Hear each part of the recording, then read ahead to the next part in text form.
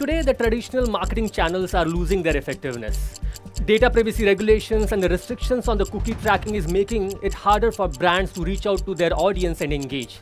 And that is why brands are moving their focus towards event as a primary marketing strategy. We empower marketing teams to build scalable and impactful marketing strategies that don't just engage audience, but provide value for the measurable and real results. With AI agents coming in, you can just talk to the AI, they will create the entire event plan, send the communication, send invites, track the data. The things that used to take months can now happen in few minutes or few hours, basically. But the important thing here is how big is the market. So the market opportunity is enormous. We have 3.5 million companies who could actually use event as a part of their core marketing strategy.